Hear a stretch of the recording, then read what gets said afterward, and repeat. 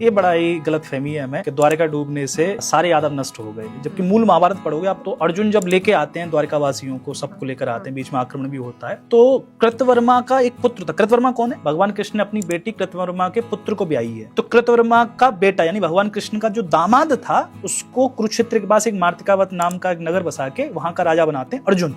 तो भगवान कृष्ण का दामाद बचेगा जो कि यादव है। फिर सात्विकी का एक पुत्र है युयुधानी, उसको सरस्वती के तट पर एक पूरा नगर बसा के देते हैं। सात्विकी कौन है? जो भगवान श्री कृष्ण का सबसे प्रिय सखा है। उद्धव और सात्विकी दोनों बड़े प्रिय सखा हैं। तीसरे वज्र, जो भगवान श्री कृष्ण के ही प्रपौत्र हैं, प्रद्युम्न, अनिरुद्ध और फिर अनिरुद्ध के पुत्र हैं वज्र, उनको दिल्ली का राजा बनाया जाता है। ये दिल्ली अधिकार में थी यादवों के। ये 3 वंश तो बचे ना वहां से, फिर वो आगे चलती लीनेज। लेकिन ये कहना कि द्वारका के बाद सब समाप्त हो गए, ठीक है, उसमें मारे गए प्रभास तीर्थ में, लेकिन वो अंधक, वृष्णि, भोज और यही तो थे, 2-3 शाखाएं तो थी। इसके अलावा अगर आप बात करोगे तो यदु के 5 बेटे थे, यदु से यादव बने हैं। उन 5 बेटों ने उत्तर भारत समेत मध्य भारत समेत पूरा कब्जा कर रखा था। मतलब समझो यादवों का जितना बड़ा शासन रहा इतिहास में, उतना बड़ा शासन किसी का नहीं रहा। महिष्मति का एक राजा था कार्तवीर अर्जुन, जो कि यदु के एक बेटे सहस्त्रजित के ही वंश में पैदा होता है, यादव था कार्तवीर अर्जुन। कलिंग में शासन था यादवों का। चेदी नरेश जो शिशुपाल था वो यादव था। भाटी राजपूत है जिन्होंने जैसलमेर बसाया, वो यादव है। जडेजा राजपूत है, वो यदुवंश से आते हैं। हमारे भरतपुर के महाराजा सूरजमल जाट थे, वे यादव वंश से आते हैं। करौली के जादौन यादव वंश से आते हैं। हमारे यहाँ 500 गांव हैं चौधरियों के, वो यादव वंश से आते हैं। वो भी यादव वंश से चौधरी लगाते हैं। हाँ, चौधरी जाट हो गए। देवगिरी के कितने शक्तिशाली राजा थे जो कि यादव थे।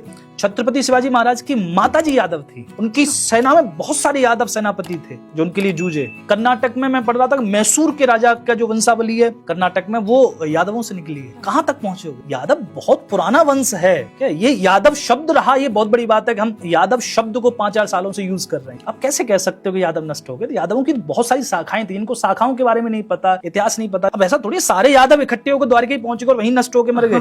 ये गलत बात है। यादवों का अपना एक इतिहास है, अपना एक गौरव है और शक्तिशाली राजा रहे यादवों के।